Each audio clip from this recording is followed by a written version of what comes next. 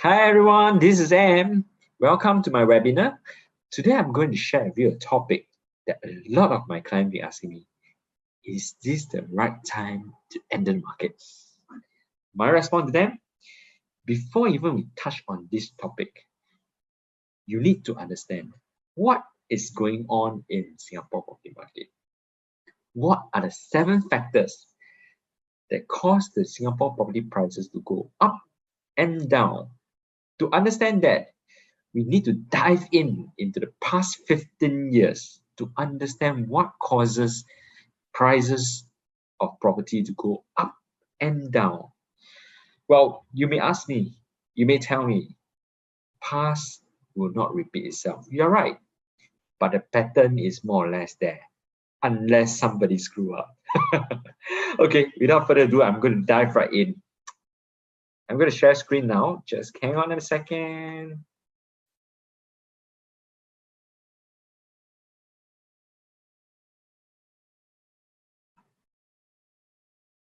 Okay, cool. At the end of this webinar, I'm going to give you a 7M cheat sheet.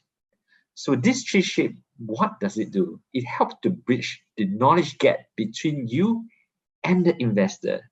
It sets out the criteria how an investor thinks when selecting the property, so that how they can enter into the property market at the lowest risk as compared to you. So this is absolutely free. At the end of the webinar, please stay tuned and grab it. Okay. All right, we usually do a DNI for our client, design and implementation. As such, what we are sharing here is a concept. So do arrange with an appointment with us, which is absolutely free as well. Nothing is going to stop. We are trying to bridge the knowledge gap between you and the investor. Back to the future, whatever in the past is ink, you can't change. Whatever the future is written on pencil, you can change it, whatever your plan is, but just understand the future. Oh, by the way, this is from URA. You can actually Google it and then understand a little bit more after what I have explained today. So this is the PPI index. Over here, from 1993 all the way, the market is doing well to 1997. So what do the people do? I mean, what Singaporeans are doing during that back then? They're investing in stocks and shares. Not only that, they are investing in property. As you know, property is always lagging behind the stock market by about 6 months, right? So this is how it works. Then we face with the Asian financial crisis during the peak. It's a very bad one. Thailand nearly went bankrupt. Malaysia, Dr. M actually used an unorthodox way to pledge $1 against 380. So they saved the country, whereas Singapore itself experienced economic crisis as well. So from there, the property dropped 40 to 50%. So back then, what happened? The bank will start calling. Hello, you have not been paying your installment. When are you going to pay? After that, if you still don't pay, they'll put your property on auction. Back then, sad to say, there isn't any social media. People are doing things that is unimaginable. And the government actually noticed that. I mean, they take into consideration, I mean, for future planning, right? So after that, it went up again until it hit this point. All is good until it, but what exactly happened? So we call it the 2000.com crisis, DCC, all right? .com crisis. Mr. Masa-san of SoftBank. It was he was at one time richer than Bill Gates, but he lost $70 billion during this time. Almost went bankrupt, but he's doing well now. So this was that bad, right? During that time. Then it went down. Then it reaches 01, which is also a very special time. I mean, special scenario. It was the 9/11. There were actually the terrorists, war against terrorism. So the US on a war in Iraq and all these things started. And then we move on to O3. So what happened in O3 that's so special? O3, we have the SARS, which is what we are facing now. Everybody is wearing masks. Right now, what we're doing, right? So after 17 years, we are doing the same thing. I don't know what the future again will happen. Hopefully not. Huh? So after 17 years, we are wearing masks again. Okay, then after that, we are doing quite good and went up. So it was a pick up. What exactly happened? Three things. Something that's very sensitive. Foreign talent. So like influx of foreign talent. When the people from foreigners came in, the first thing they had an EP pass, then they changed to SPR, Singapore Permanent Resident. So when they do that, what do they need? They need a house. Then after that, of course, they will be a Singapore citizen. Huh?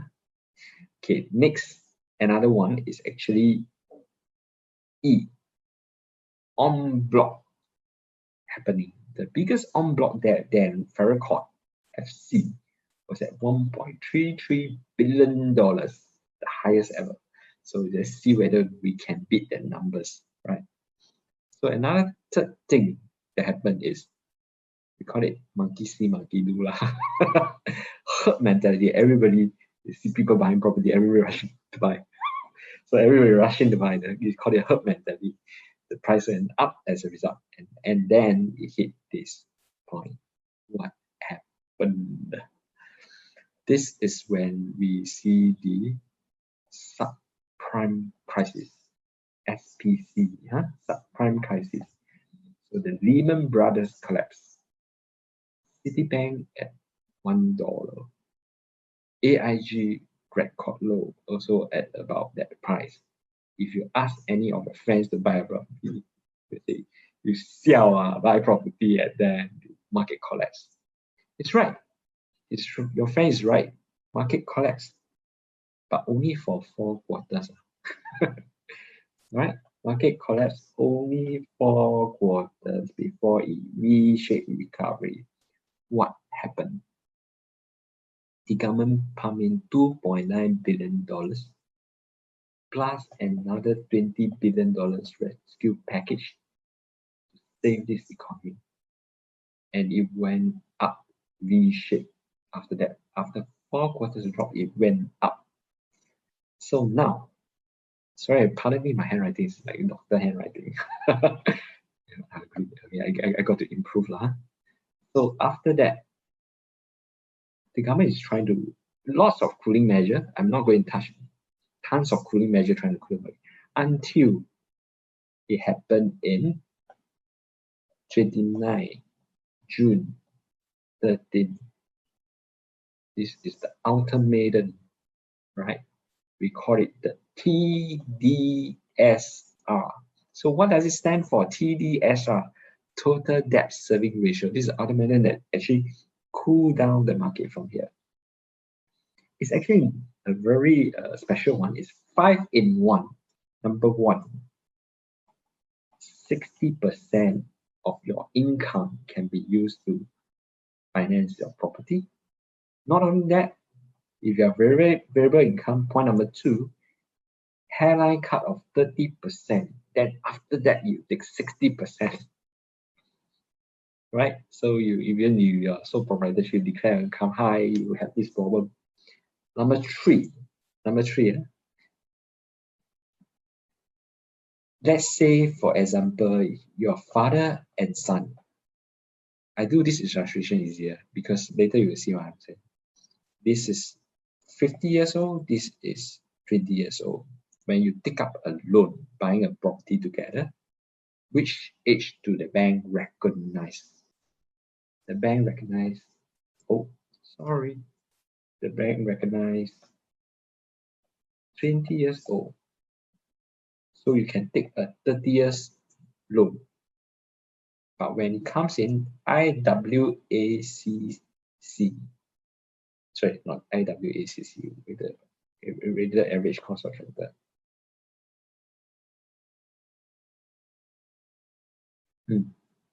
So this is a weighted average income. Weighted average income, right? So from there, the bank will actually do a more weightage on the higher income as compared to the past.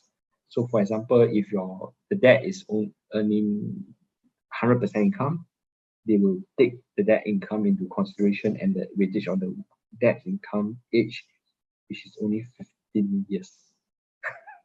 So instead of 30 years, it's back to 15 years. Let's say the son is not earning anything. What is the fourth thing?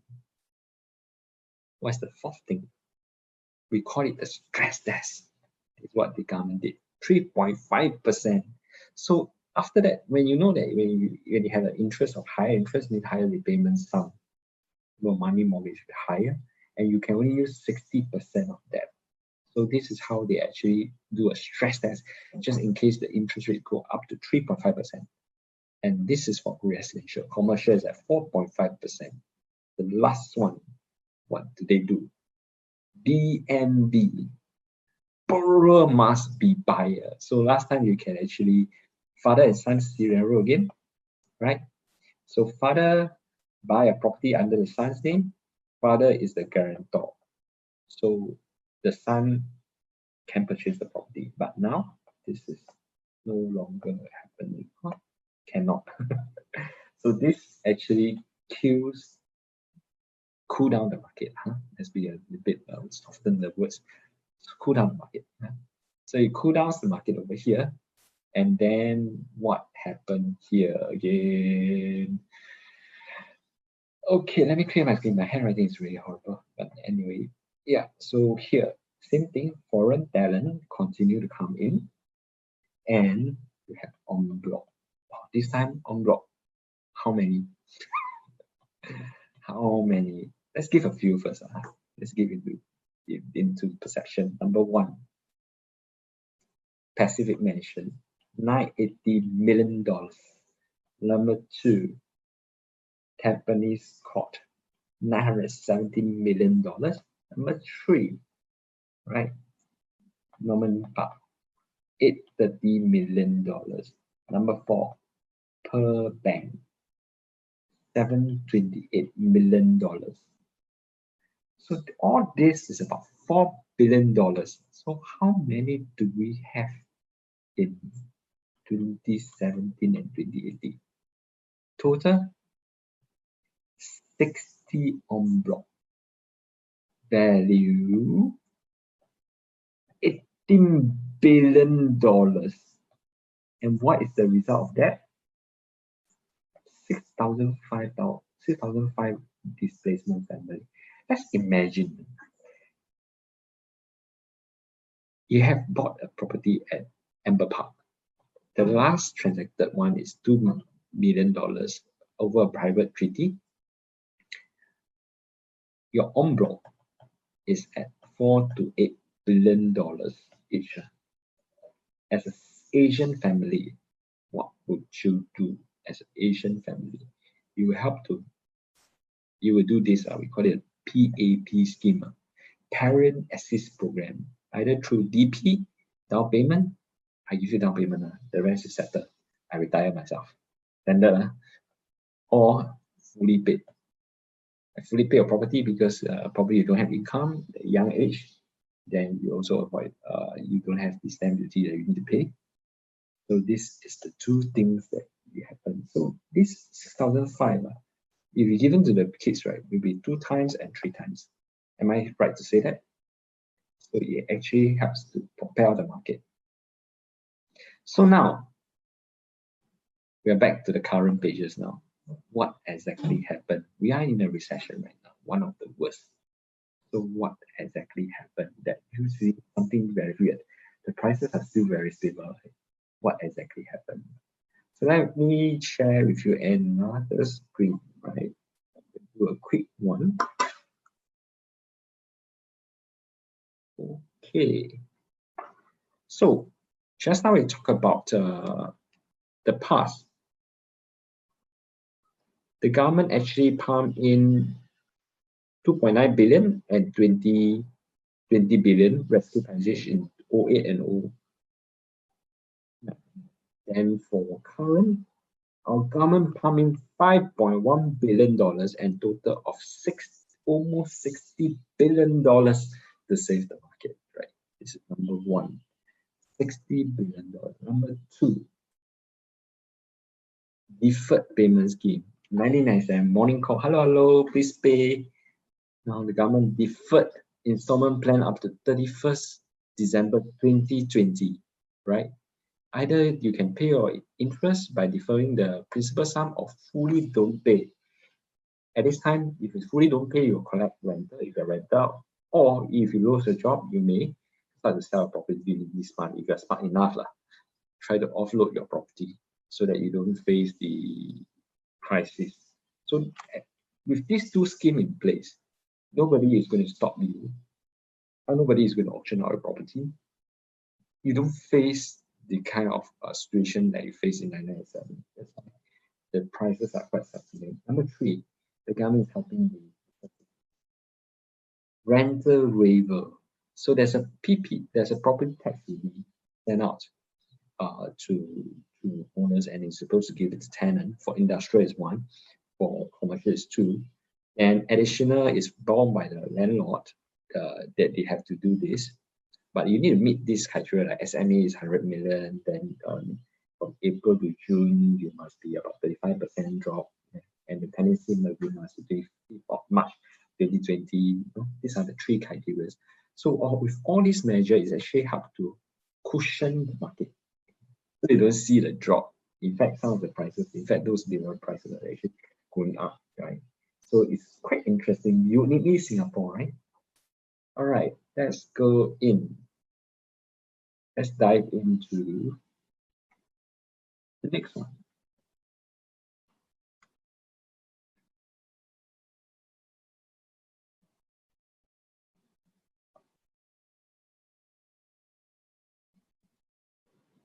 Okay, studies have shown that the purpose of this is very important. Study has shown that 1 in 3 that Singaporean doesn't invest, and 3 out of 4 they are not ready for retirement. It's quite a worrisome. Why? For example, my parents, they bought a property at 90K. Wow. Now can sell maybe 400 plus. Now can sell in 2013 is 480K, right? So they, how many times? 3-4 times. 3-4 times, and maybe 5 times per se, 5 times, right? 5 times profit. And then they want to retire. They say, okay, fine. Now when retire, what are my options? Now the price when we track is about 440. So if I have 2 options, I buy BTO from the government. I need to pay a resale levy. I need to do renovation, then duty. Total is about 330K. So net 100K left.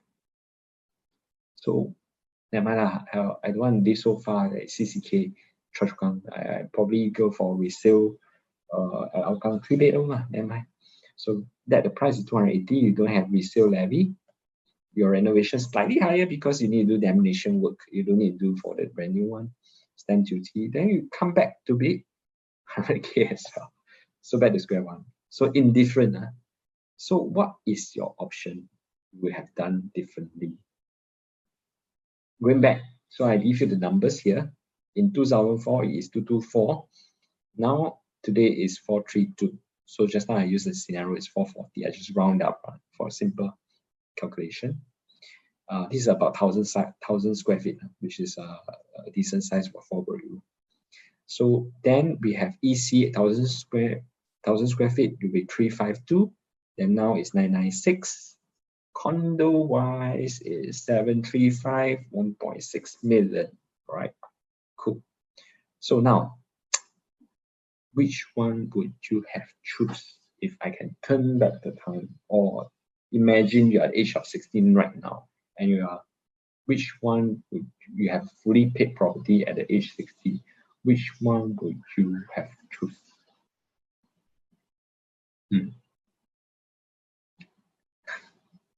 You may say, you may think, hey, actually 600K enough lah. Let's go for something safe and good, and 600K should be enough. Let's take some calculation. Let's say, for example, $2,000 a month that you need to use. Imagine from the age of 60, I just put it as 80 lah. You retire age of 60 to 80, but now actually to 85. Usually now because of medical, it expired later. So 2K, I don't take 12 months, let's take 10 months for 1 year, it's 20K. So 1 year I need 20K. So 10 years I need 200K, correct? So if I do 20 years, it's about 400K. That's 1% there. 2% how? 800K. So which one can? This one can. This one can. This one so seems okay, right? I still have some balance fund and do a U-turn strategy. This one is what we call U-turn strategy. After that, we go back to buying HDB. U-turn strategy. This one makes sense, right? So this is what you will be facing. Okay, we come to the recap of what we have learned so far. From the URA PPI, which is also known as URA Property Price Index, we know that the new low is always higher than the previous low. So it's always on an upward sloping curve, right? Why is it so? It is the government interest to keep the property market stable and also to curb against the inflation rate. As you know, not just we own property there. Somebody else also own property. So if you own property, what would you want your property to be? The price going up or the price going down? You decide. Next, whether HDB is a good asset class to retire. If you still don't get it from now, rewatch the same webinar again. What I'm going to do here is, why am I sharing this? Is to create an impact in your life. Even though right now, if you don't take action, you know, at a certain point in time in your life, you have these thoughts in your mind. I need to take action if I'm holding certain asset class that may not allow you to retire comfortably. What we're going to do here is we're going to add a little bit more value into you. We're going to have a one-to-one sharing session with you to let you understand whether when is your entry point and when is your exit point, so that what you can retire comfortably at the age of 65. This is what we are trying to do to create an impact in your life. Be it now or be it now, if you can't do it, we will tell you exactly. Perhaps you want to wait for a little while, build up your war chest before you do that. You know, it's going to be a sound decision that we're going to make for you. So there's nothing to lose, basically. No obligation, totally free. A little bit of what we do. From the MD&I process, we're going to do a financial plan. We're going to use the 7M to understand what are the criteria that in the mind of the investor they are looking at, and how we use that to enter the property at the lowest risk, and also through creative financing strategies and tax planning. Lastly, from the concept we have just shared you, we're going to do the actual numbers that we're going to run through. So it is actually the concept versus actual DNA process, so that ultimately to show where your goal will be at. What we are trying to do here is add value. Please take advantage of it. We are trying to create an impact in your life. Totally, absolutely free. Arrange an appointment with us to ensure that you have the right plan and the right strategy to be with. I always believe in this. If you fear to plan, you plan to fear. This is as sweet and short as what this sentence is meant about, right? Okay, thank you for tuning in to this webinar. As promised, we are going to give you this 7M cheat sheet. Please download it from our website. From there, you will actually understand how the investor criteria are and how they enter at the lowest risk. What we are doing here is to bridge the knowledge gap between you and the investor, so that you can be online with them. So this is M here signing off, and please remember to book an appointment with us so that we can share what is your plan going forward. Totally no obligation, nothing to lose. Cheers. Bye-bye.